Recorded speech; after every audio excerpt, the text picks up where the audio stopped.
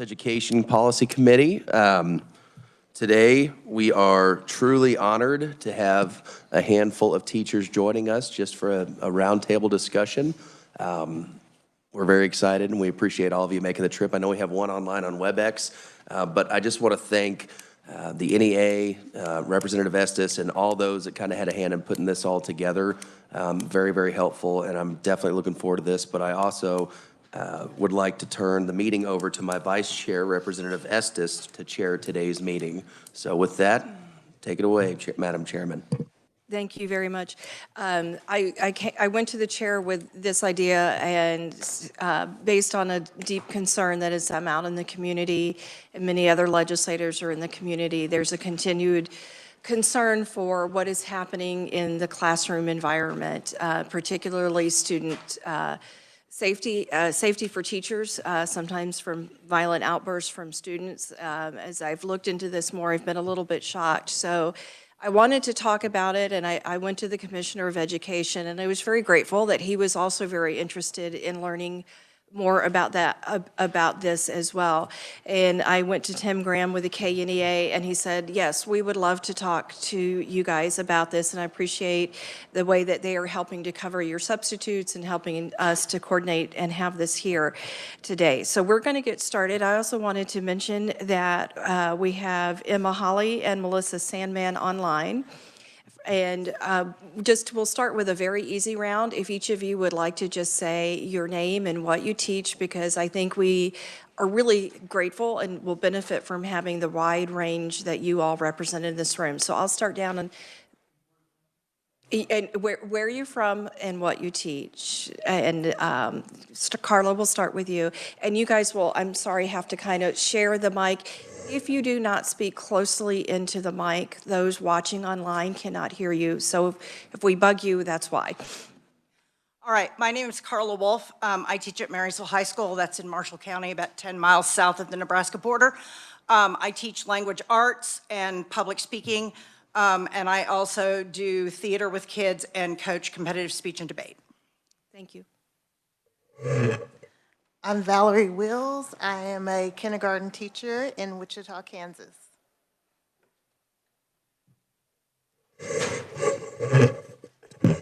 My name is Cal Siebenmark. I am a fourth grade teacher in South Central Wichita at Stanley Elementary. My name is Kayla Rasmussen. I am an elementary special education teacher, and I teach in the Olathe School District. My name is Megan Bricks. I'm a K-5 general music teacher with a 4th and 5th grade choir, and I also have past experience being a high school bowling coach. Good afternoon. My name is Belinda Pitts, and I'm here from Fort Scott, Kansas, USD 234. Go Tigers! I served as a para in the high school, and I most recently accepted the position as a mental health school liaison under the MHIT program. Very good. And we'll go to WebEx, Melissa.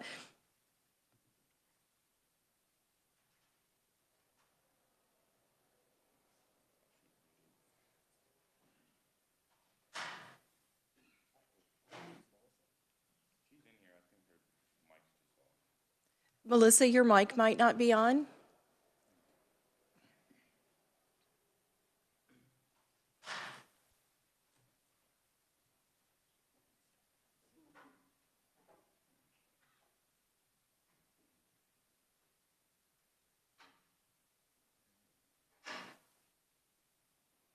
Well, while we're waiting on that, for you teachers, I'd let you know that here in the room you have many various aspects of educational experience in the room, from a superintendent, and on WebEx, I think you have at least one school board member, and you have parents, you have special ed, you have regular classroom, you have music teacher, you have a lot of people strongly connected to education. Chip, are we able to get them going?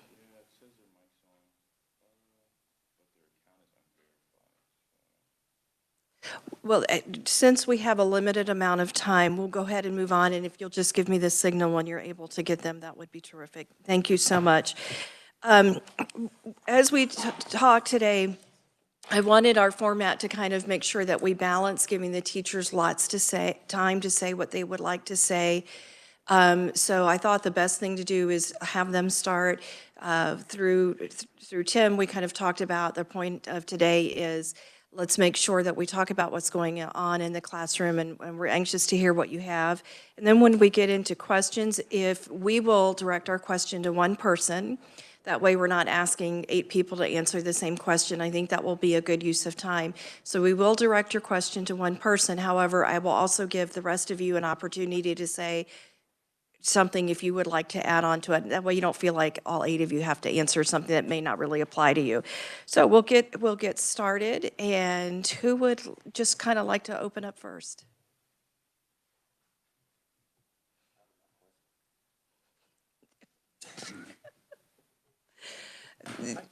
All right, thank you, Cal. Okay, so this is my 4th year teaching in the district and in general. And I've experienced a range of behaviors from that time, ranging from defiance to threats to classroom destruction. And what this has challenged me to be as an educator is someone who wears a lot of hats. That's what I like to say. You know, one minute I might be teaching direct instruction. You know, the next minute I'm managing one of those behaviors, or another I'm helping a student through grief, you know, trying to be a counselor for them. And so ultimately, these behaviors that I'm experiencing have created a barrier of learning for some of our kids. It creates that barrier for the student who is committing that behavior, who's acting on it, but also those who are trying to learn, those who come to school to do their job. And so that's what I really wanted to talk about is the challenges that some of these students face outside of our schools that I think they bring into our schools. I think a lot of these behaviors don't necessarily start from us as the teachers and in the schools, but outside. We have a lot of distractions outside of the classroom with technology now. Students will bring in problems, you know, something happened on Snapchat last night and they're bringing it to school and now we have to manage with that behavior. Or, you know, students don't have their basic needs. They don't have dinner. You know, we provide them breakfast and lunch, but once they go home, they don't know if they're getting their next meal. So how are they supposed to learn when they're acting on that? And then also the silent behaviors, I like to say. Some of the behaviors that we see that are defiance, but necessarily don't disrupt the classroom. So like a student who's just not working, a student who's shut down, there's only so much time where they can make up that work that they're missing. And so that causes a learning loss as well. And so ultimately our students are facing a lot of factors outside of the classroom that challenges their ability to learn. But, you know, we continue to do what we can do at schools, wearing our hats and being a counselor, being a teacher, on top of all the phenomenal people that work in our schools with those actual jobs. Thank you. Thank you very much. Carl, I see your head going up and down, so I'm going to call on you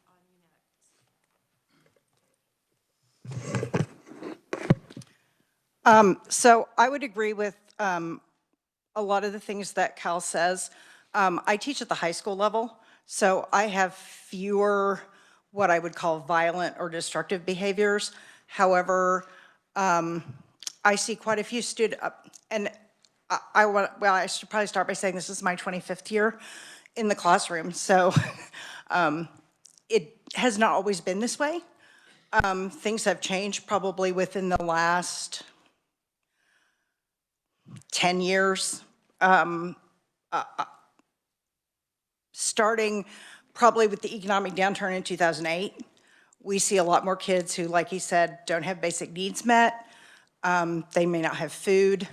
One of the issues that I see a lot with high school kids is that they go home and there's nobody there because their parents are working.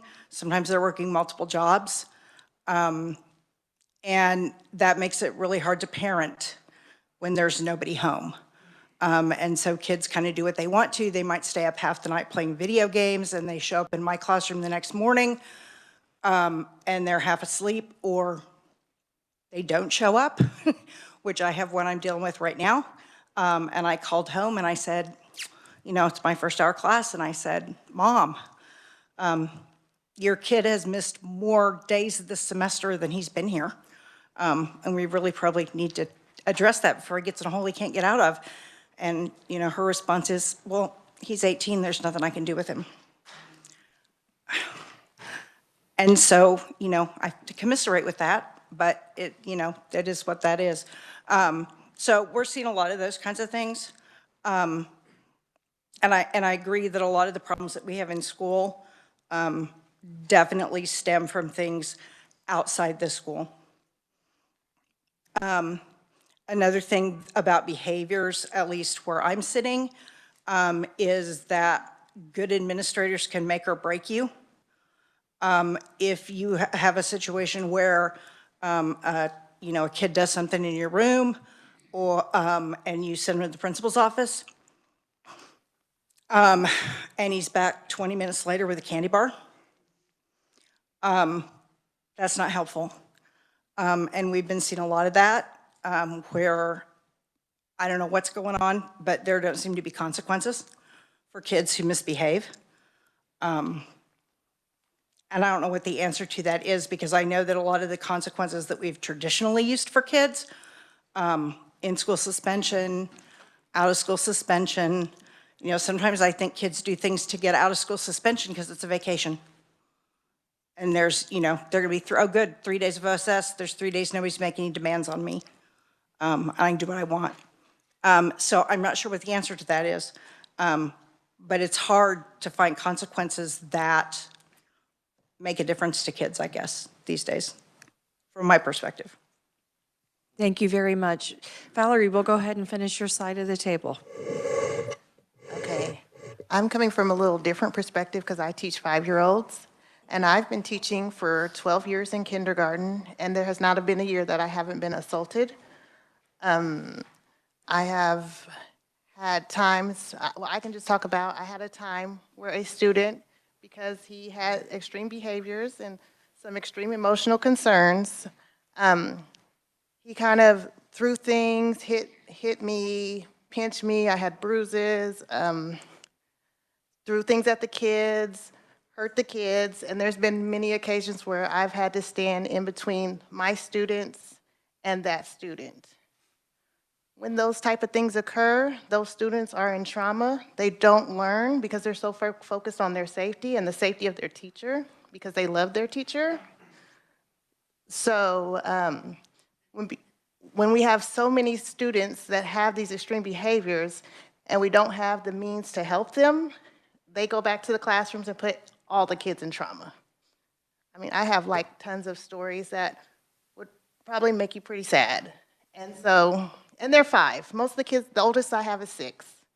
I have a lot of English language learners that come from refugee camps. And so they really don't know our culture or anything. So when they see a kid throwing things and assaulting teachers, and it's really hard for them. So I've had kids stop eating because they're so nervous about coming to school.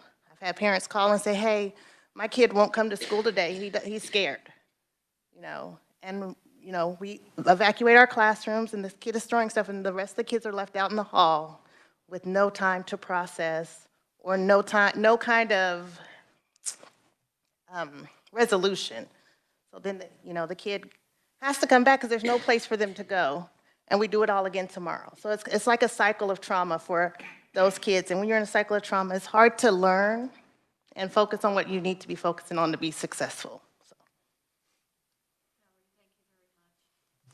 Thank you very much, Valerie. Chip, were we able to have any luck in getting Melissa connected in?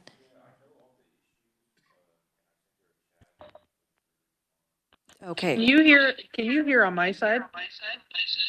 Actually, Melissa, we just heard you. Okay, so talk to your mic. Okay, so I'm Emma. This is Melissa. We just can't get the volume to work on her side, so we're gonna use the volume on mine. Chip, will they be able to talk without that echo? We'll give it a try. Have you guys been able to hear us? Yes, yes. Okay, let you introduce yourselves and then go ahead and share with us what you would like to know as you do, since we're getting you caught up.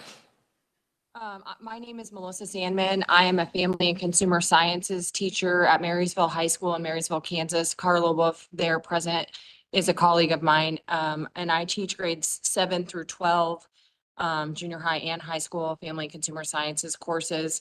I just, after hearing most of the other teachers speak, I would agree that a lot of our students are dealing with a lot of environmental factors that are traumatic in their homes and wherever it is that they go when they leave our building. And I also think that they're constantly being kind of re-traumatized when they enter the classroom. And I've heard this from our elementary teachers as well. I don't see as much of that in my classes, but I see more kind of behind the scenes disrespect and sabotaging of teachers. If your parents call in and bark loud enough, they will be in control of what happens within this building.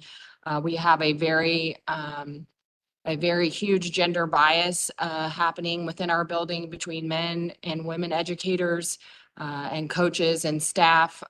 Coaches are allowed to treat students one way while staff are held accountable. Some staff are held accountable for the very most minor infractions. I've had students videoing me without my consent, disrespect, threats, lack of consistency, as I also have a daughter who's a senior in this school, was mistreated by another teacher, and no similar behavioral consequences were handed out to her for screaming at my daughter for 33 minutes.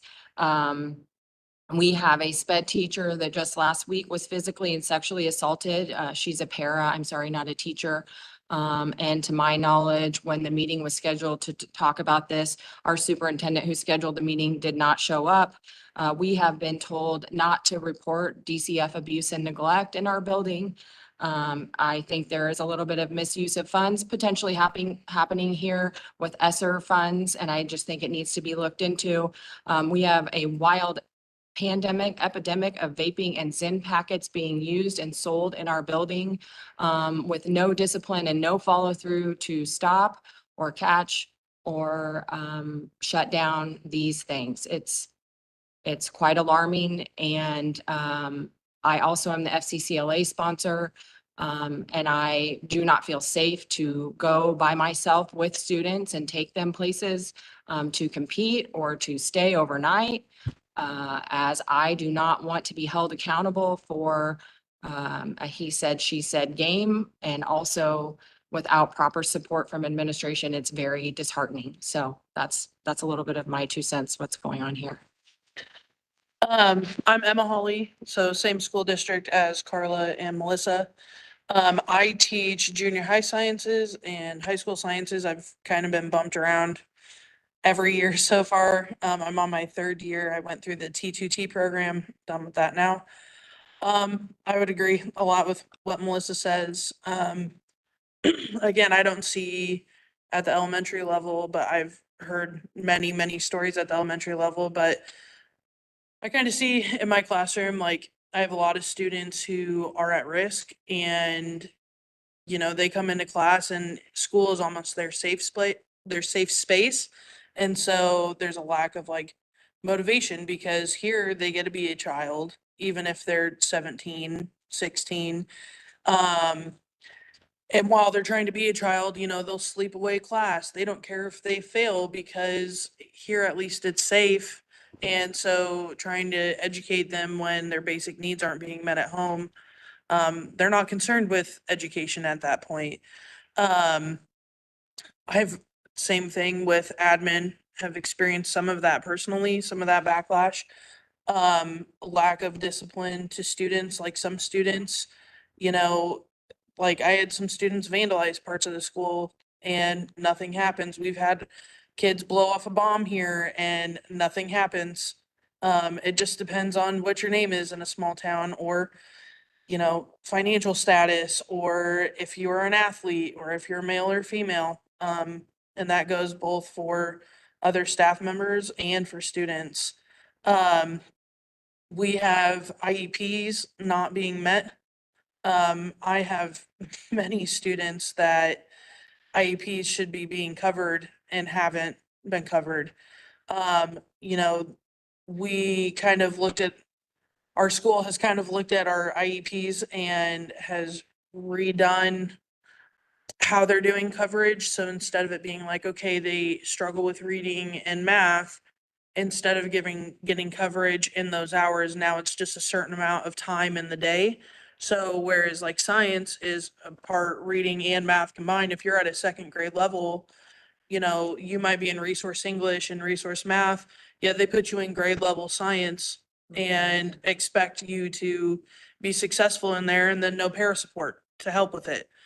I have several classes where I might have 2 students who aren't on an IEP and no para.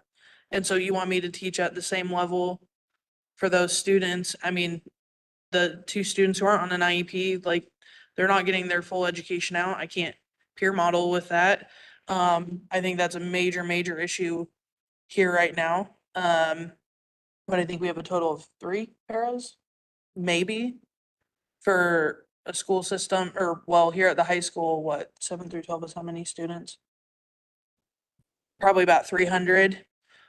Last year I had 1 para in my day and I had 24 kids on an IEP in that day. I've, same thing, have been told personally not to call DCF and by my administration, and I went ahead and did anyway, and I know that those kids have been removed from the home. There's not always, yeah, I have a background in nursing too as well. So I have 2 licenses at stake there, both my teaching license and nursing license.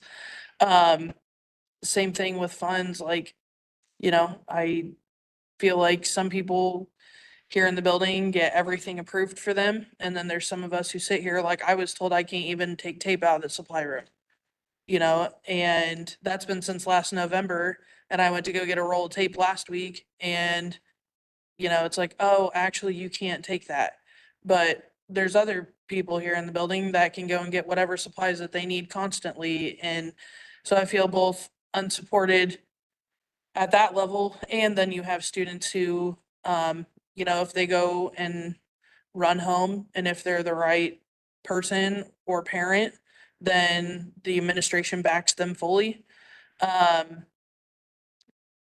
I've been asked to just pass kids along before, and I've told my administration that, hey, like, I know that the parents are doing this work. The kid admitted that the mom's doing this work, and it's like, oh, well, they're not gonna be here next year. Just pass them. Whatever you can do to get them to pass. So it just, I don't know, it's a lot. So that's what I have to say.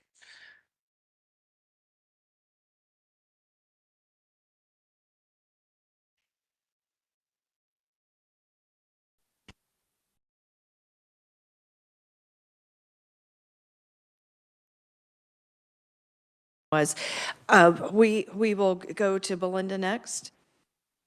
Good afternoon. Is it on? Yeah. Okay. I'm sorry. Like, I'm Belinda Pitts, and I work for USD 234 in Fort Scott, Kansas, and I served as a high school para. And I have to say that I love being a para. It's not for the money, because we don't get a living wage. It's because of the difference that you make as a para. And as a high school para, I found out that the secret weapon is gum. So I always had gum. I don't know if the teachers like that or not, but it sure worked for me, because as a para, the first thing I had to do is build a relationship with my students. And that was challenging, but I was able to do that. And as a para, I know how important it is to collaborate with my SPED teacher and with the gen ed teacher to make it a successful time for those kids. And I was in an English class with, I had 3 students in there that I was working with, and 2 of those students maybe read on a second grade level. Maybe. And so we would hear the assignment, we would be excused to the library, and I would sit with those kids and we would read. And you know what, if I read to them, they could do the work. They could do the work.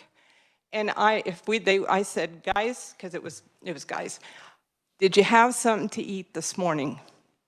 I always had food in my backpack to give them, and candy occasionally.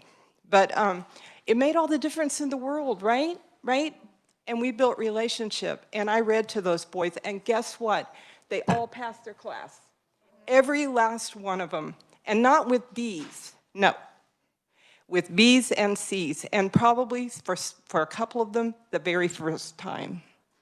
We don't have enough paras because we can't make a living wage. We can't, and some of the paras are working 2 and 3 jobs. And when you do that, folks, and you come to school, the passion kind of wanes a little bit. And you're just like, here, do your work. Here, do your work. So we need full funding. We really, really need it for the kids, Do I have time to tell you one happy story? Okay, so this is my happy story. In world history, we had Martin Luther King Day, and I worked with a little girl in that class, and she had physical and mental handicaps. And we were supposed to make a poster, and I said, okay, sweetheart, what do you want to do? Because she couldn't do it on her own because her hand, she had one hand that didn't work, it was withered. And so she designed the poster, and she said, there was a prize, first prize, we had people come in and judge, blah, blah, blah. And she said, you know what, Miss Pitts? I've never won anything, ever, in school. I said, girlfriend, we doing it this time. So we put together, it was a beautiful poster, it really was, and she helped me, and we designed it, and she colored it. She was so proud of that. And guess who won? She won, and the look on her face, and remember her legs they don't work, and her hand is withered. And when they called her name for first prize, she jumped and screamed and clapped. It was the best thing ever. So paras are important.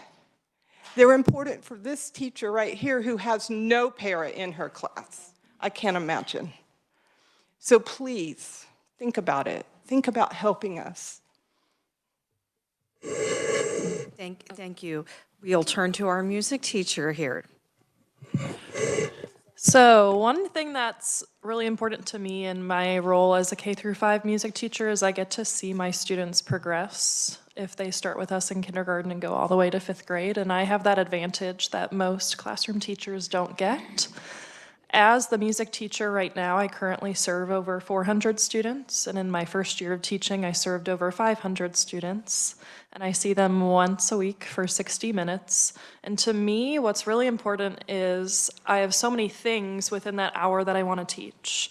I have my music standards, but I also want to teach them how to be a good human being, how to be a good friend, how to be a good student, how to be a good son or daughter, how to be a good brother and sister. And so for me, what I need is I need my students to be able to have all the things they need, such as the food they need, the clothing that they need, the just materials at their house, toilet paper at their house. And so my community, it's really important for us that we first meet those needs, because I can't teach my kids music if they're not sleeping at night and they don't have a bed. I can't teach my kids music if they don't have food to eat and they're hungry and they're tired. I can't do it. So I love my job, but what we need is we need the time to meet each kid's needs. I have a class of 27 students. I also have a class of 16 students. And I'll tell you, when I have those 16 students, we're getting so many more of their needs met. I'm able to sit down with each of those kids during an independent activity and really see where they are. When I have my 4th grade class of 27 kids, they barely even fit on my carpet in my classroom. And they know that and they feel that, and it feels icky to them. They want to have that time with me, but they know there's 27 of them, and they're not going to get that individual time for me. So for me, it's really important that my kids have their basic needs met, because teaching music is more than just teaching music. I want to teach the whole child. That's really important to me. Megan, thank you very much, and we'll close with Kayla. So as a special education teacher, by the time I'm working with students, they have been identified as a student with an exceptionality, and we know that they need specific supports in order to be successful at school. A lot of the students who I work with, we would fall under that umbrella of having behavior. And that's been historically true since I started my career 11 years ago. What that looks like on a day-to-day basis for me is that I'm also responsible for their academic education in supplementing and helping to kind of help them make progress in all areas. And so they might see me for reading and math. We may be, the position I'm currently in, we work on a lot of functional skills as well. And we're also working through behavior situations when they pop up, which is very frequently. What that can look like for me is I might be working with a small group of students. We're doing a reading lesson, and I get notified that one of the students who I support is in a classroom and having we call it a crisis, or that they need support. So then what that looks like for me is I need to find somebody, usually it's a para, if all of my staff are able to be there that day, to step in, to take over that teaching for me so I can go and respond to that student. And when I'm going to, in that moment, they are highly dysregulated. Because the behavior is, I mean, we look at behavior as communication, and it's also stemming from an unmet need. And so when I'm entering that classroom, the things I might see are a student who has maybe turned over furniture, destroyed things in the classroom. They may be physically targeting the teacher or other students. And so when I'm going in there to that situation, I'm trained in safe crisis management as part of our district. And so I will take over and run that situation of, okay, how can I keep everybody safe and help this child who is having intense difficulty, help them get back to where they can learn at school. And also preserve their dignity, because when we have students who are having difficulty like this, no child wants to come to school and flip their desk in front of their friends and have an absolute meltdown. That's coming from a place of desperation. And I can only speak to my experience, and my experience has all been elementary. So they're still, you know, we're meeting them at a very basic level of when they're little. And so it's, we can kind of go through, you know, okay, what are our feelings? What can we do? We have all sorts of things that we're able to teach them to help in those moments. The area that I would have the most concern is that our caseloads are growing. More and more students, there's a higher percentage of students who are getting identified for needing special education. I have my own theories as to why that is, but I think it's valid. We are not seeing an equal growth of teachers or support professionals. And so I go to my job every day. I wouldn't come back to my job if I didn't love it. And I consider myself to be a highly trained professional who is able to deal with these situations. That's just what I do. And I find joy in it, and I take great pride in what I do. I'm tired. And I say that because I go and I do the very best I can for as many kids as I can. There's not enough of me to go around. There's not enough people who can act as an extension of me, whether they're paras or aides. And so I sit at district trainings, and I'm part of different groups, and I look around the table, and the people who I entered my district with 10 years ago, no one's left. It's just me. Everyone else has left, and most of them have left education completely. And that's concerning for me, because when there's none of us left, what happens to the kids? And so my concern with student behavior is that the need is there, and we have to figure out how to respond to it. But if we don't have enough people who are able to respond to it, there won't be people left to do so. And all of our students deserve their education and access to education. So thank you for the opportunity to speak. Kayla, thank you very much. So I'm going to open up to questions, and again, I'm going to ask you to ask one question, and then we'll let anybody else who would like to weigh in on that question, let me know that they'd like to do so. And if we could give everybody a chance to ask one question before we come back for a second round of questions, that would be great. Are there questions? Chairman Thomas. Thank you, Madam Chair. Carla, you talked about behaviors, and I want to be very careful here. First of all, thank you all for coming. Truly an honor to have you. It's an honor to meet you. And it's just the fact that you took time out of your day to get coverage and be here. We love y'all in this committee. We really do, and we appreciate what you do. Carla, talk to me about the behaviors. So when you talked about there was a lack of consequences, we often hear that a lot, and I don't know the reasons why, and I'm not looking for a specific, like, this is how we fix it. I'm just curious, when we have these behaviors and there are no consequences, as we're hearing, how do we address that? How do we get something in place? How do you feel like we should be addressing that, maybe at a school board level or not necessarily a state level, but we know it has a huge impact on the classroom. So I'm just trying to get a little bit more information about that, because obviously we hear it all the time. Anyway, go ahead. Well, I think if I knew the answer to that question, I could make a lot of money. I'm not sure what the answer is. As my colleagues expressed, in my district,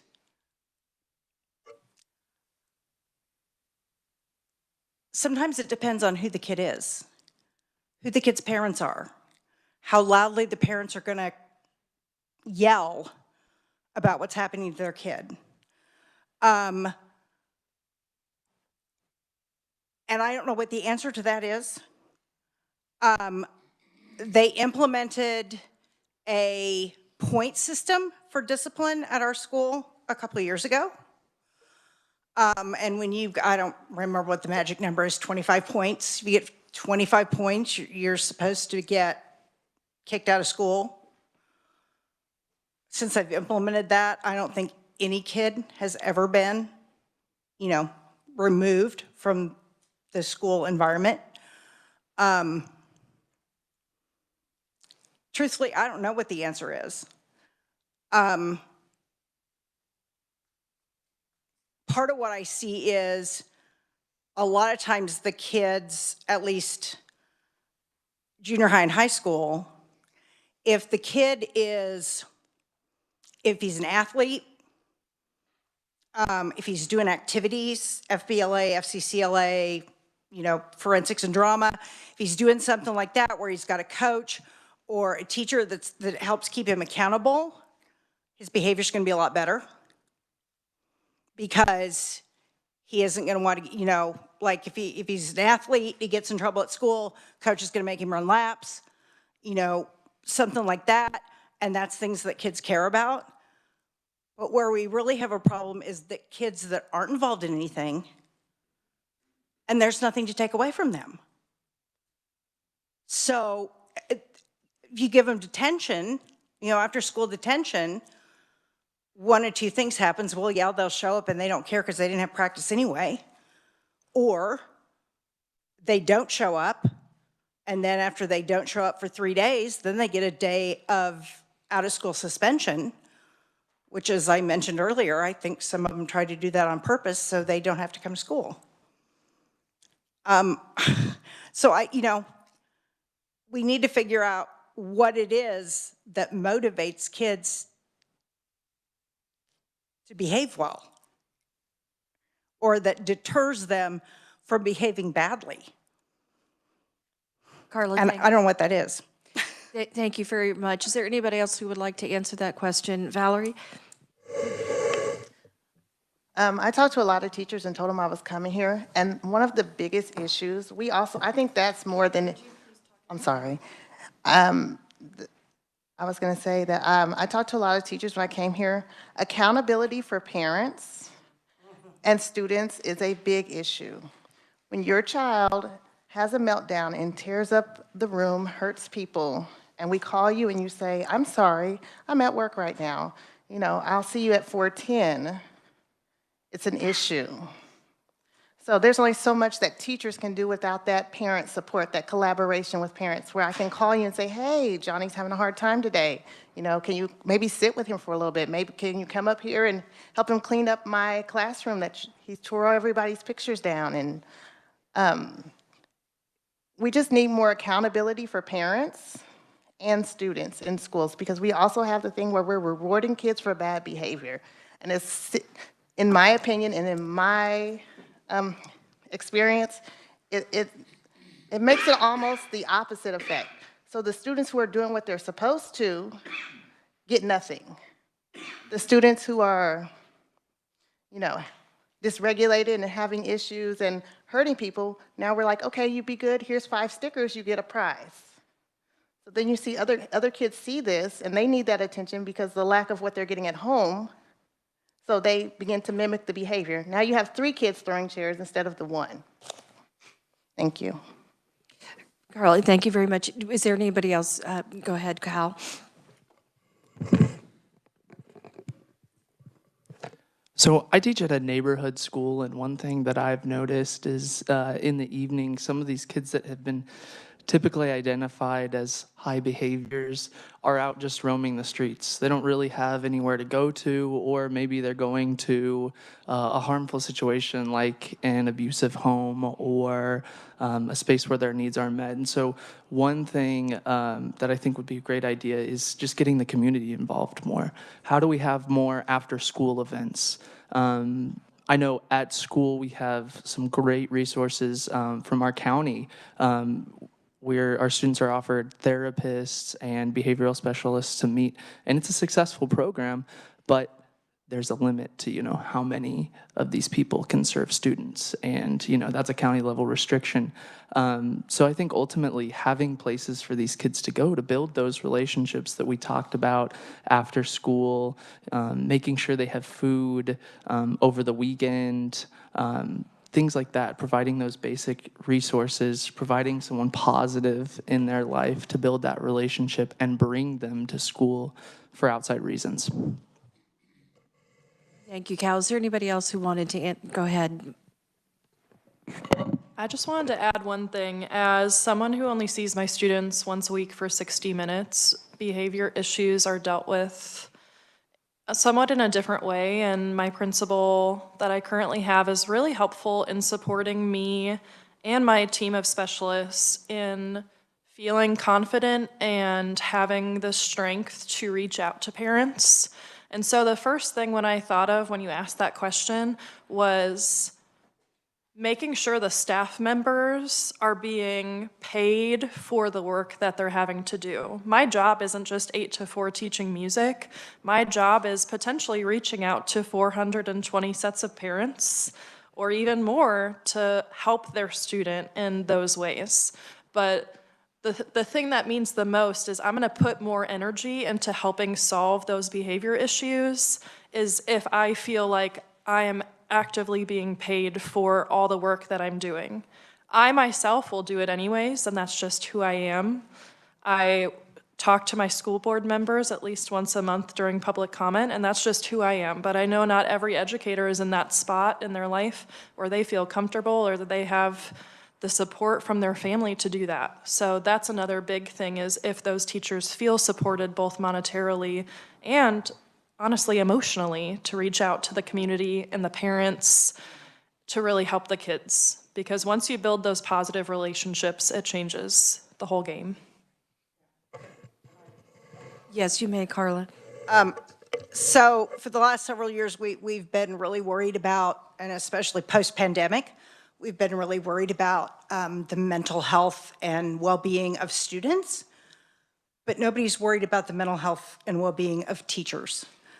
A lot of districts pay lip service to it, and they'll say stuff like, oh, make sure you get some rest and take care of yourself, and, you know, but there are no mental health resources for teachers in my district. And so I've heard people say it's hard to pour from an empty cup. And when you are totally depleted, it's hard to give kids anything. And it's a high energy job. And anybody that doesn't think that, I challenge them to come follow me around for a day. It takes a lot of energy to do that every day. And if you're on top of that, a coach or something else, you do some other outside activity, that's even more. Like for me right now, it's the spring semester. That means I am basically working 6 days a week because I teach 5 days a week. And on Saturday, I take my kids for competition. And I might leave at 6 o'clock in the morning and I get back to 6 o'clock at night. And that's, it's a lot. Well, may I ask what you receive for that extra 6 day when you take kids on the road?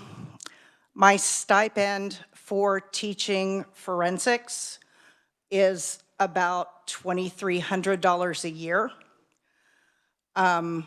Hourly, because I figured it out, I make about $11 an hour for doing that. I'd also like to add that I'm the lowest paid forensics coach in my league, but that's, neither here nor there. I don't get paid well for it. And I have what I would consider to be a very successful program because we're a small school and we belong to the National Catholic Forensics League, which has a national tournament every year. And I take between 2 and 5 students to the national competition every year. That's quite an accomplishment. Thank you. Is there anybody else who would like to answer that question? If not, we'll move on. All right, thank you, guys. I know I appreciate everything that you guys are saying. I can tell that you care passionately and you're being very open with us about things that are difficult to talk about. So do we have further questions? Representative Miller. Thank you, Mrs. Chair, or Madam Chair, excuse me. Did I say Mrs.? Close enough. 32 years worth of it doesn't offend me. It just proves one of us is very patient.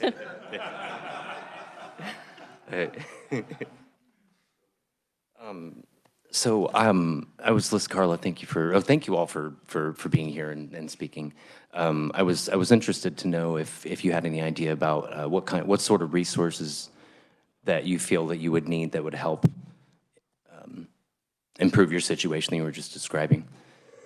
You mean as far as support for teachers? Well, I mean, you brought up a lot of different things that you felt like you weren't getting enough of, or so what sort of? Makes me feel really. I'm sorry. No. That's I'm glad that you're here and bringing this up too. This is why we're having this discussion, so we can find out what would help you right away. Well, as far as mental health or emotional support, I think it would be helpful if there were, like, we have multiple student counselors, and by default, those student counselors also become teacher counselors. But that's not really their job. And so I feel like it would be nice if there were someone in the school whose job it was to make sure that the teachers are okay. And right now there's not. And that's a big deal.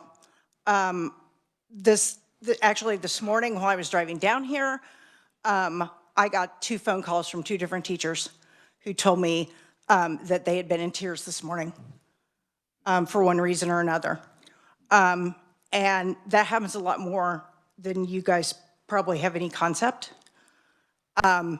because it is emotional. And when you make, you form relationships with kids and you try to form relationships with the colleagues, and it can be hard.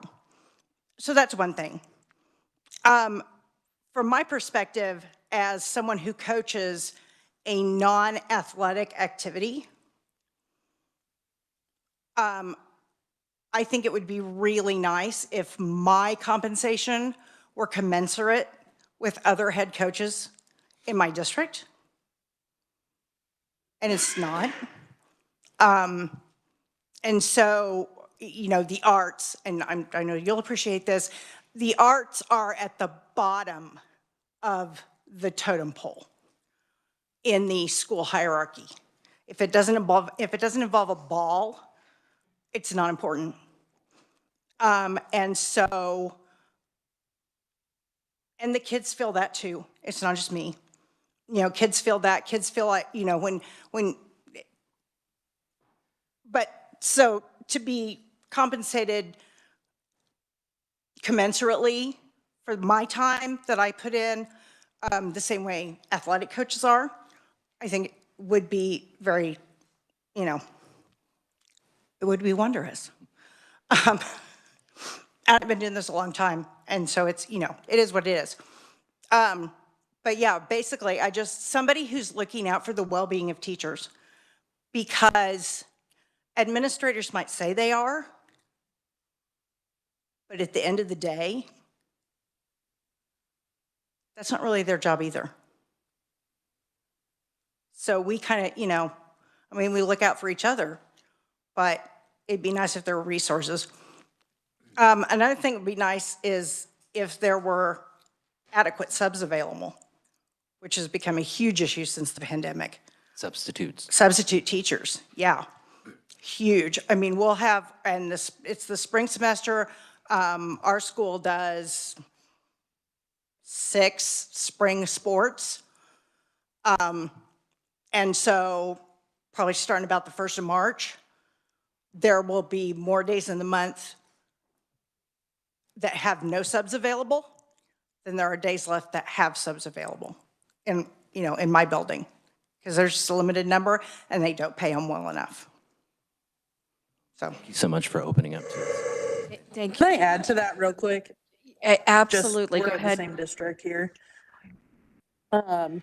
So with subs available as well. So if you are not a coach in our district, and I'm sure other schools are seeing this too, if you're someone who's not a coach, I can't count how many times like I'm asked to use my plan to go cover coaches, and coaches especially. So I also lose out on my planning time. You know, teaching science, I have lab preps. So every elective and every class I teach, I do project-based learning, and then I have to take my time and go cover, because without that, there's no coverage in the classrooms. I can say since I've started here, I've been asked to cover at least once a week, and I always try to. Sometimes I don't always get to, but you know, without us covering each other, a lot of times you wouldn't have anyone available to, you know, you wouldn't have anyone available to be able to take off those days. So really, like, teachers are supporting teachers here, whereas yeah, especially if your plan period is after 2 o'clock in the afternoon, in the spring semester especially, you're going to be asked to cover a lot. Thank you. Is there anybody else who wants to go ahead, Kayla? And then I'll go to Cal. So when we look at what the purpose of schools is we want to create adults who can contribute to our community in a positive way. And it's hard to imagine sometimes when we hear about the behaviors that are happening in the school, how can a young person who is having emotional outbursts or being destructive, how can they be in a work environment with that type of behavior? And that trickles down into, you know, at what point can we need to address it. The schools, you know, we are the front line. We are right there. The teachers are the front line in the schools. From my perspective in elementary, if I can help build a foundation with my students in partnership with their parents, in partnership with, you know, the outside agencies that they might see for services. If we can help build in them the skills that they need to manage those emotions, to work through times of adversary, then as they get older and as they become young adults and then, you know, adults in our communities, they will be able to kind of have that, they'll be able to be what we would like them to be. They'll be able to, you know, join us all in the land of the adults. And so, and so, and so I feel a lot of times like I'm standing in the gap because I see what they need and I can't give it to them because, again, there's one of me. My program has been understaffed. I've had an open paraeducator position in my program all year. We recently just had one person interview for that position. So I'm really, really hopeful that I might be full staffed, maybe by spring break, which would be great. But the level of support that my students need, I mean, we're all working that extra bit to try to give them the support that we already know that they need. And so it's hard to help them become and reach their potential when we are constantly just trying to just put out fires and just get them through the end of the day. And so I think to the original question of, what do we need?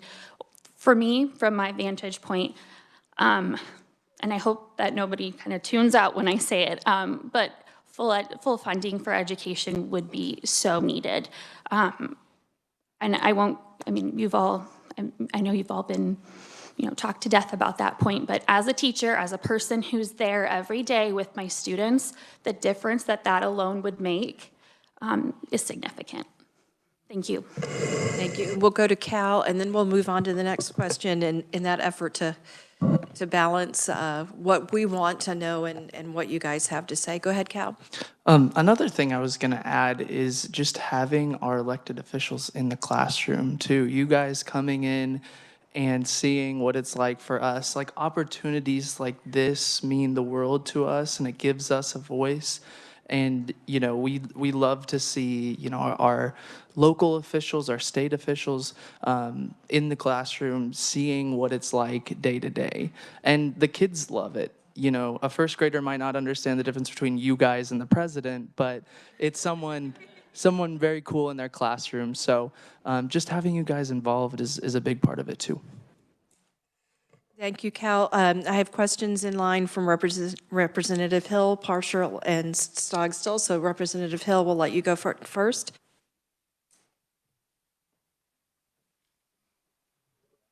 I think I got it. All right, am I live here? Okay. Thank you, Madam Chair. Be careful, Cal, on those representatives. They might have been the bad behavior children. I resemble that remark, sir. Several of us might have.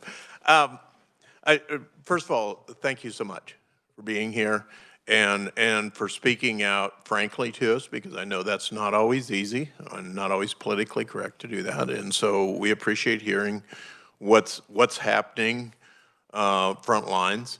And I heard a lot about, you've talked a lot about behavior in the classroom and the challenges that represents for you. But you've also kind of hinted at something we haven't talked about as much, and that is the degradation of parental support. And something that concerns me is things that you talk about, to me, sound like neglect. And I want to know how you deal with that, as far as where does that line reach where, okay, this child missed a meal once, or this parent's not taking care of the child and needs to have intervention in the home. And how do you deal with that as teachers? And I'll direct it at Cal, because he's sitting right across here, but several others have mentioned something similar. So. Sure. So I think the most important part is we are mandated reporters. So anytime that we suspect anything neglect or abuse related, we do report it. At least we are mandated to. But also beyond, we something that I look for is just like little behaviors in the classroom. So like food related, that was what your question was about. For example, as a reward, I let the kids eat lunch with me. It's like a privilege to them. And some kids will eat their whole meal every day. Some kids might barely touch it. And then we have snack time. I look out for who has a snack because that's not provided by the school. That's provided by the individuals or the teachers in many cases. And I look out who's bringing a snack. And so that's when I would recommend them to the service. We like have a food bank program where every weekend they get a bag of food. So not always do I immediately jump to neglect in these situations, in those minor situations, but in situations where it's more obvious, where there's something physical, or the child is consistently showing up tired or dysregulated, that's when we would step in and report.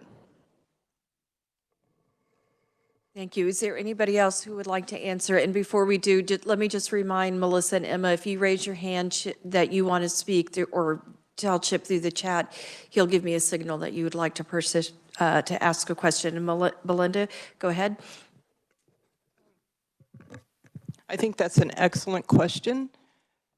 And I would like to say that sometimes the parents are doing the best they can, right? They're doing the best they can. And they just need that extra support. And I am very thankful for our superintendent, Destry Brown. And he has had the foresight to get grants from the Department of Education. And we have a community worker.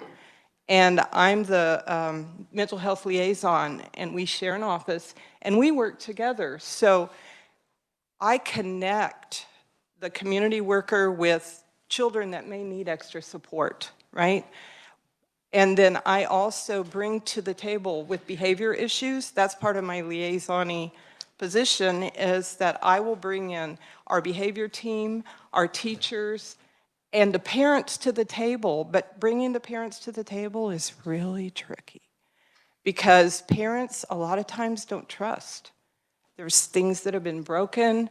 They think that the school is out to get them. They want to take their kids away, and it's really difficult. But I love my job, and when I meet with parents, we don't meet in my office. No, we meet at the coffee shop. It's actually called Common Grounds, and that's where we meet, because you know what? It's common ground. I'm not above you. I'm on your team. We've got to partner together to help you with this. And I connect the parents with mental health support because under my grant, we have therapists and caseworkers in our school. So I'm able to connect that, and the kids are able to go to mental health, get mental health services at school. And they have their case managers at school to support them. And I come into the classroom. I have teachers call me and say, hey, your little girl's having a meltdown today, and I said, I'll be there. And I push in, I support the teachers, and it's community-based. Everybody's on the same page, and we're working together, and I'll tell you, it's been successful. And I know that Governor Kelly has proposed more money for the grant, for the MHIT grant, and I tell you, it works. I have a little girl that she was the little girl in the classroom that was flipping tables, second grader, throwing things. This girl, I think 89 cuss words in 10 minutes. I mean, just spinning, throwing, and I was able to connect with the parents, and we came to the table with admin, and you know what? We got dad involved, and we've got mom involved, and guess who got to go to the daddy-daughter dance? Daddy took her. And you know what? She's sitting in the classroom now. She's integrating back in with her peers. She's successful. She's being successful. I'll tell you, it works. But it doesn't work until we can all work together as a community. And the parents feel supported and wanted and invited in. Thank you. Anybody else, or we can move on to the next question? All right, Representative Partial. Sorry, this is Melissa Sandman. I'm sorry, Melissa, please go ahead. Okay, I'm sorry. I just want to say to Belinda, what a wonderful culture you work in. And I think that's all excellent. And yet, what if you work in a culture where there's no support and where admin doesn't stand behind their teachers and doesn't support their teachers? And it sounds like a lot of the people around the table do have that support, and we are lacking that so terribly. And, you know, we were encouraged to come today and speak out by the Board of Ed reps.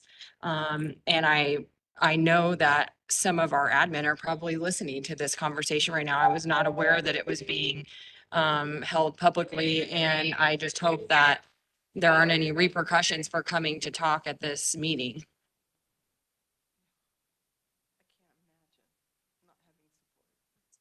Thank you, Melissa. Representative Partial. First of all, thanks for each and every one of you for coming and speaking to us. I'm a state rep here in this committee, but I'm also on our local school board. And I also have a 3rd grade son and a almost 2-year-old and an almost 1-year-old. So I'm like full in the mix of trying to understand and all that. But I think one of the biggest issues is either parent involvement or lack of parent involvement. I know my son's teacher can email me with a concern and I handle it that evening. I don't miss school parties. Anything I can be there for, I am there. And I know there are parents who can't, some who don't want to, some who want to but just can't get away. And there's a huge mixture of different situations that you all have to handle in one classroom, which has to be extremely difficult. And I know as a board member, if somebody approaches me with a concern or a want or a need, I can talk to the president and we put it on the agenda for the next meeting. So I don't know if all of your boards work exactly the same, but I think that's something you need to keep in mind too. I think that'd be beneficial. Like we just approved a therapy dog for our school, which is gonna help tremendously. But I think if you have any ways to help with bringing in more teachers and more specialists, especially in like speech and OT and everything else, that's where we're lacking. And I'd love to hear any advice on it. And I know that, trust me, I want to pay as much as we could pay, but we also have to negotiate with the teachers union, which makes it extremely difficult to give exactly what everybody wants. So if you have any advice on how we can help bring more into our state or help with the education aspect of it so we can give you guys more help. Because right now there's such a shortage, so. Would you like to direct that to? Anyone who thinks they have a good answer, I don't know. I can tell you in the last 3 years, we've had 3 different sets of child study team, which is your psychologist, your counselor, your nurse, your speech pathologist. One of the things that we need to work on is finding another way to deal with behaviors, because I know in my school, the speech pathologist, if there's a behavior and I have to call for help, she might come, or the psychologist might come, or the social worker might come, and they all have other jobs. So it's like they're wearing 2 hats at once. And like she said, when there's no other way, it gets overwhelming. So maybe, you know, finding a way to deal with behaviors or get more people in to support behaviors. That way those people can focus on what they love to do.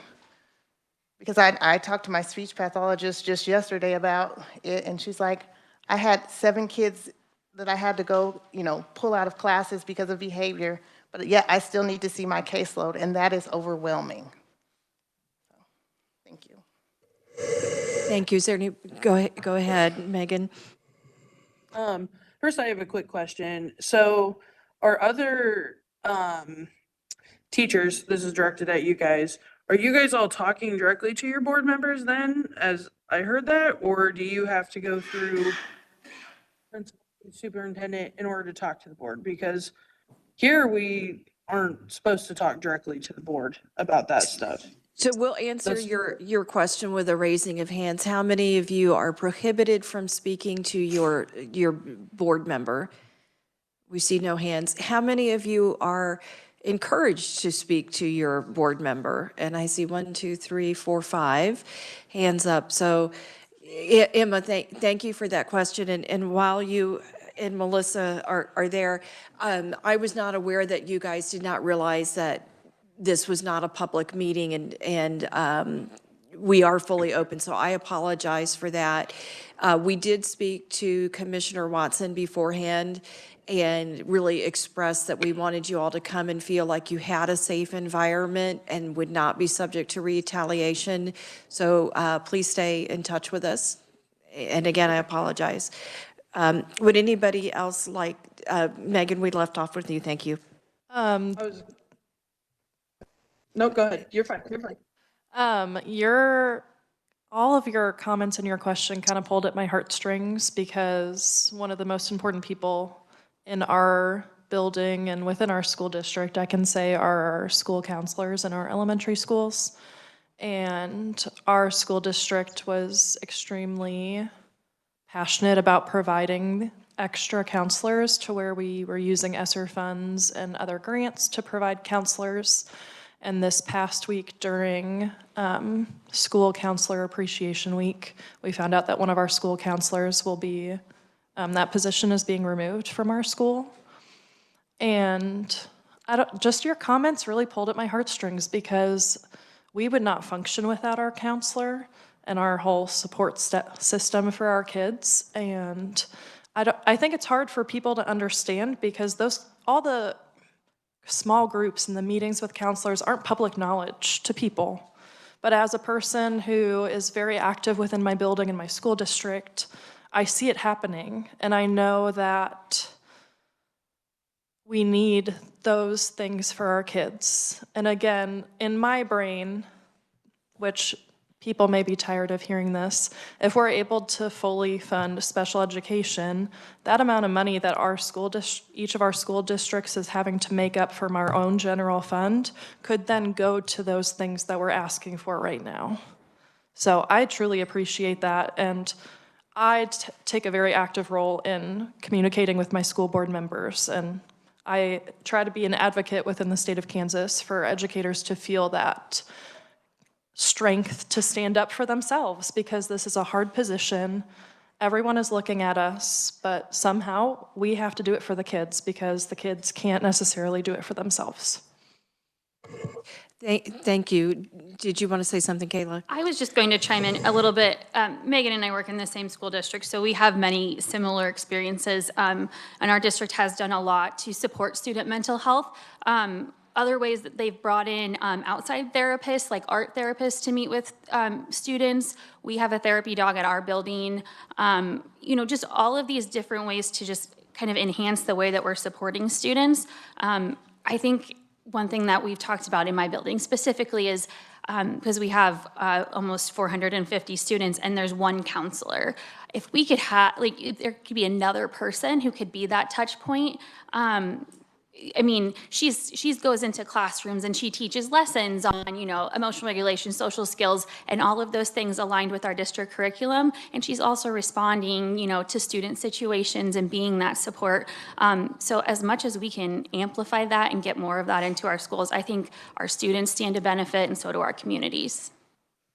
Thank you. And Emma, did you have something that you wanted to add? Yeah, I was just gonna build on that. I too think that we just got another counselor this year, and I think that has made a world of difference. But also, our counselors are used to cover classes oftentimes because we're short subs. So I don't know if, funding needs to go back to subs and, para support and stuff like that versus bringing in, behavior people, because there's a lot of times like we have fights here, or, you have one kid that is disrupting the entire learning of the classroom. And if you have them in the high school, junior high, 50 minutes, and you've wasted 30 minutes dealing with this one situation, because personally, like when I've sent them down to our administration, they get sent right back up for 5 minutes. Or, they ask us to give like a after school detention, and then the kids skip it because they know they get to go sit together and have lunch. Or, you know, they've been in ISS and they're sitting there watching movies because we don't have enough people to cover to make sure that they're doing their work during ISS. So they're just having a free for all day. So really, it's a coverage issue, in my opinion. Thank you, and we'll move on to Ranking Representative Stogsdill for the next question, and then Representative Haskins. Thank you, Madam Chair. I just wanted to assure you this is one state rep that has walked in your shoes and visited classrooms for 7 years as a teacher, and spent 3 years as full-time president of NEA Shawnee Mission. So I would actually go out and visit a school every day. We had 57 schools, so I got to 3 schools, or every one of those schools about 3 times a year for lunch to talk to teachers and so on like that. And you've kind of started to answer my question. My wife was a high school counselor for 35 years, and she would swear up and down in front of this group that if you want to eliminate a whole lot of problems at the secondary level, focus your counseling and social workers at the elementary level. Said by the time we get them, and she had 2,700 students at Shawnee Mission East, and they had 7 counselors when she was there. Now they have 4 and still have 2,700 kids. So I'm just wondering if you hold that same opinion, if we were able to have more full-time social workers and counselors at our elementary schools and so on, if a lot of your problems would go away or at least be lessened. Who would you like to direct that to? Or do you want Anybody. to do a quick show of hands? Yeah, just quick show of hands would be good. And if you have any comments about that, I'd be very happy to hear them. Would anybody like to make a comment? Valerie? Just real quick, I'm a kindergarten teacher, so yeah, we're literally at the beginning, and I agree with you. If we can teach the 5-year-olds how to deal with emotions and how to deal with feelings and how to express their needs, then the 5-year-old throwing chairs won't be the 14-year-old hurting people or the 16-year-old in high school hurting people, because they've learned how to cope when they're 5. And I think that's what's happening, and that's what's hardest for me, is because I know we are setting these kids up not emotionally ready for middle or high school, because they're still doing things they've done in kindergarten that we could just nip early. Thank you. I mean, like when school boards look to cut positions and stuff, the first thing they look at is elementary counselors and stuff, and I think that's a huge mistake.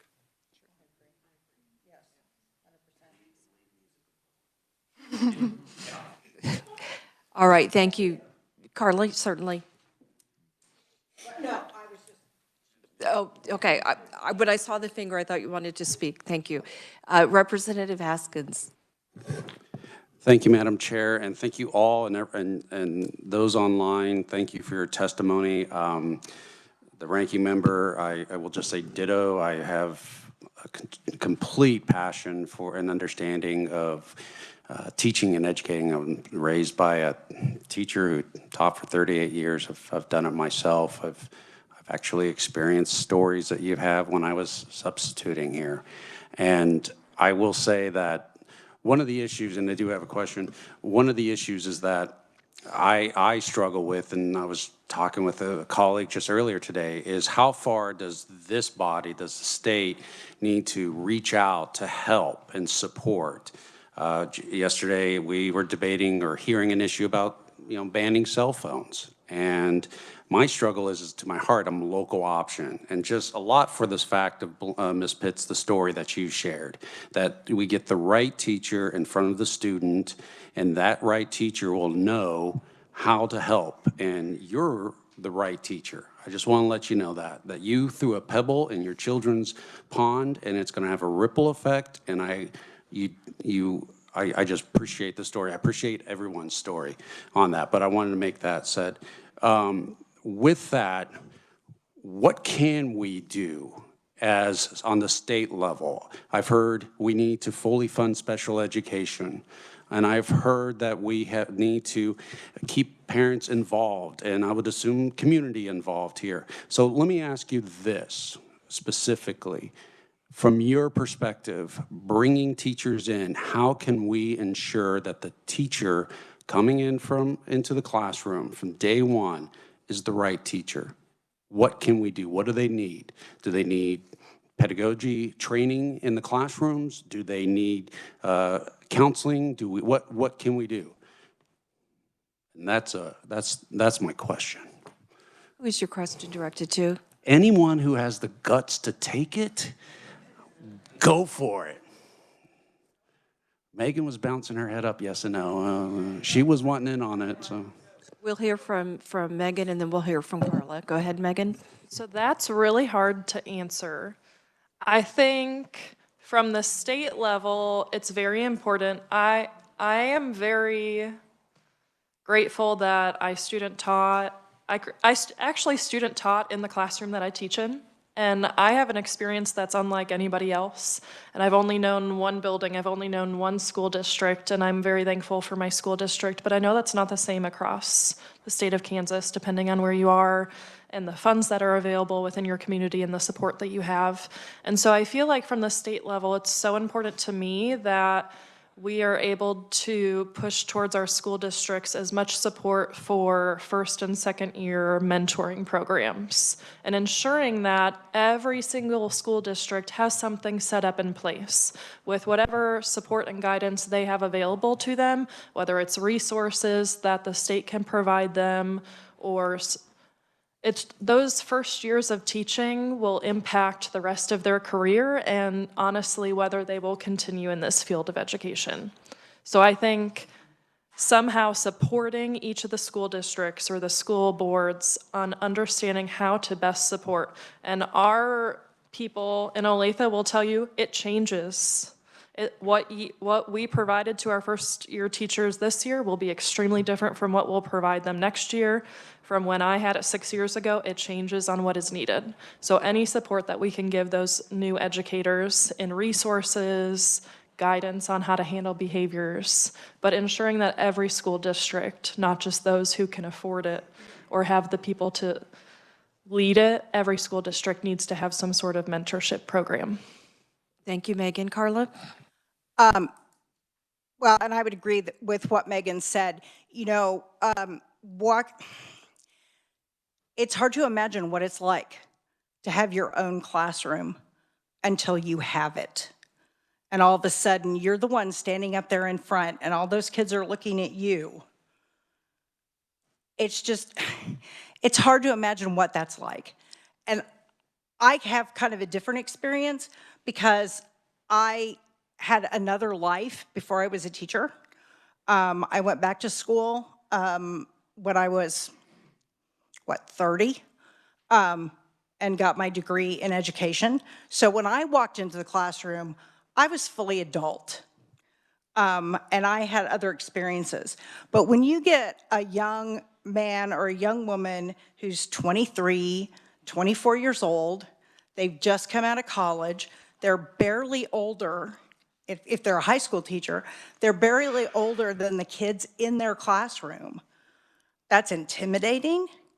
And it's hard, and the first 2 or 3 years of teaching are incredibly difficult because you're starting from zero and lesson planning and doing all those things and figuring out what works and what doesn't work and what resources you have available and where you can find what you don't have. It can be all-consuming. I mean, there was a point at which I think my husband thought I had left him because I was never home, because I was in the classroom. And so I agree that young teachers need support, and they need a mentoring program that is meaningful and really helpful, and not just, oh, fill out this piece of paper and say that you did it. It has to really be impactful or it's not gonna help. And statistically, like if you make it, statistically, if a new teacher makes it through the first 5 years, they're gonna be okay. If they don't make it through the first 5 years, then they're gonna leave education, and about 50% of them do within the first 5 years. Right now in Kansas, and I imagine in a lot of other states, we have the transfer to teaching or T2T program. So we get adults who have a degree in some area, and they decide they want to transfer into teaching. At Marysville, we've got several of those teachers. They also need support, and they need a different kind of support. Emma, at my school, is one of those T2T teachers, and I sort of became her default mentor because she was one of my debate forensics kids. When she went, so she was my student, and then she came along, you know. But she knew a lot of content, but she didn't necessarily know how to negotiate, you know, behaviors and discipline and all those things that go along.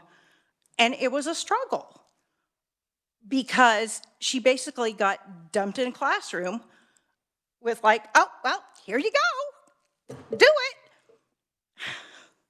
With no curriculum and no lesson plans and no, you know, and so it's hard. And I think, so all people coming into the profession need to have that extra support.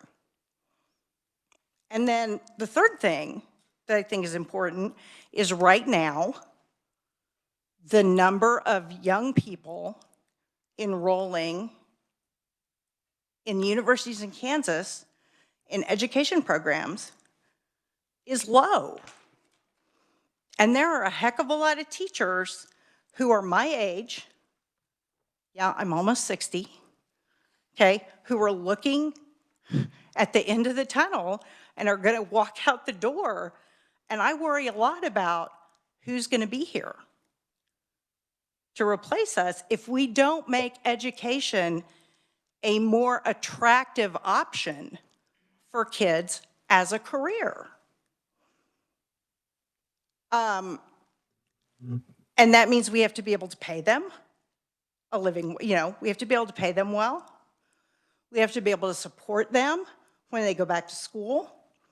When I first started working in my district would reimburse you $150 for every credit hour, graduate credit hour that you earned.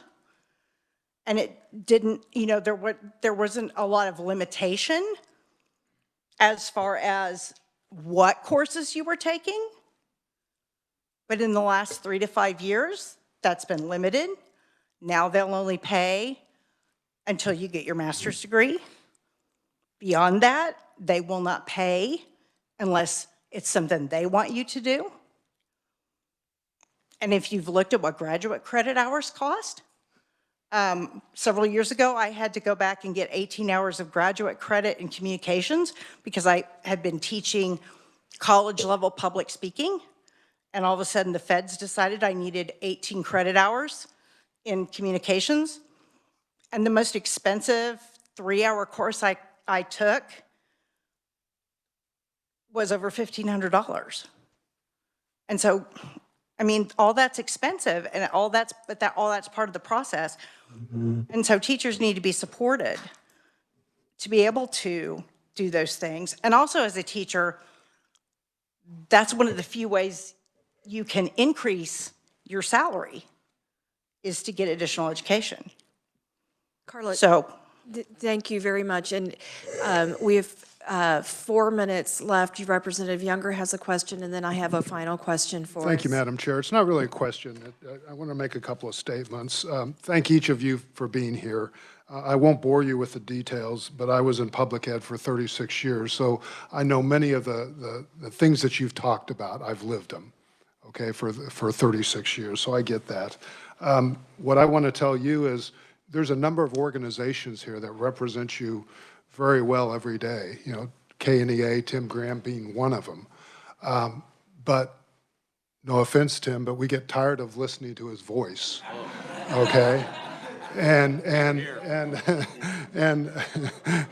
I would encourage each one of you, because what I found in my short time in Topeka, there are many non-education experts here.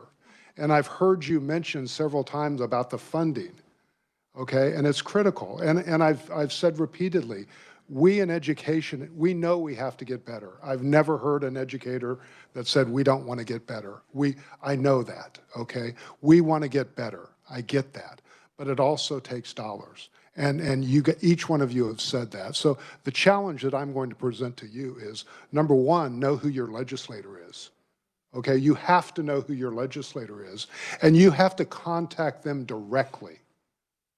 Okay? Because again, as much as we love talking to Tim, we're tired of listening to him. You've got to do that for yourself. Okay? So please, not just you, but encourage your friends to do that. Thank you, Madam Chair.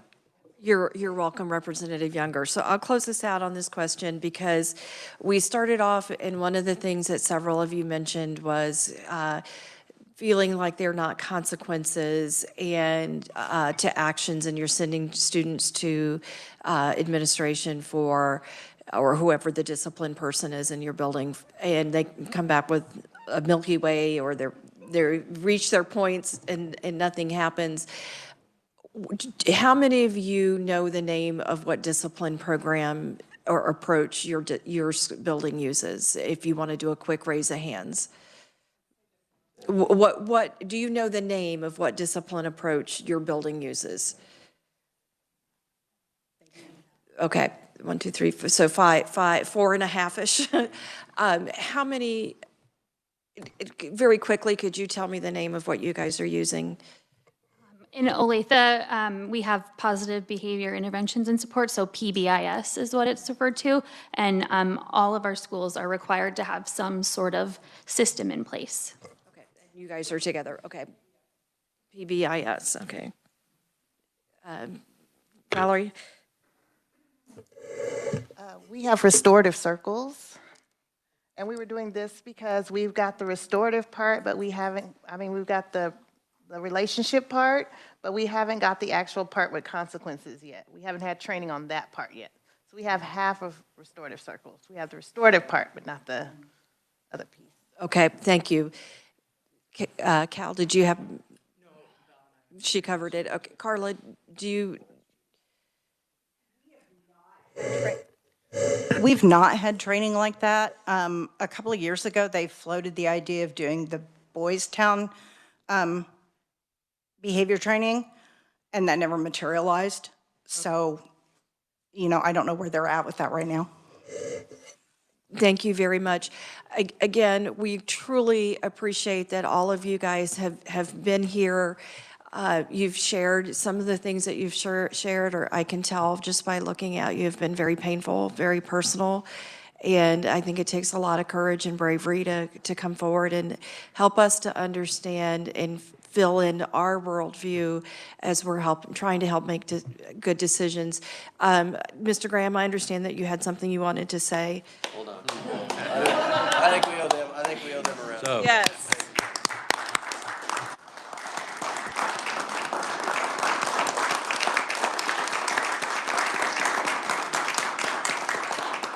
Melissa and Emma, I hope you guys can see that you're getting a standing ovation as well. I was hoping those people at home thought it was for me. So I can assure you that you're not the first principal to tell me you're tired of hearing my voice. But I thought I was finished with that about 30 years ago. But no, I wanted to sing the praises of the committee for their indulgence today. I really thank you guys for inviting our members, inviting teachers, particularly Representative Estes for the idea, and for Chairman Thomas for allowing it to take place. I've gotten up before you several times and I've preached about these constructs that we've all been conditioned to believe that we should be adversaries. And I've gotten up and told you guys that that's wrong. And I say the same thing to our membership as well, that we have to do as much as we can to reach out to you guys and put a face to the KNEA seal or KNEA logo, and let them know that we're just like you guys. And we are very committed to making schools a better place. And I hope by having these types of conversations, it'll break down those walls and we can have serious discussions about the issues without the insertion of national politics that oftentimes gets us all riled up. So thank you for this opportunity. We appreciate that. And again, we thank you for helping to fund substitutes for today. On that note, we are overdue, and I will adjourn us if that's okay with the chair. But it may not be. Haskins, you may want to sit down. Well, just, you all got an email yesterday, I believe, about the bills and the bill numbers that we were going to work on Monday. Obviously, we're not working tomorrow, but I want to make sure everybody got that. There's 5 bills, I believe, we're planning on working Monday along with the hearing scheduled. Other than that, we're going to try to conclude after Monday, okay? Go ahead. So now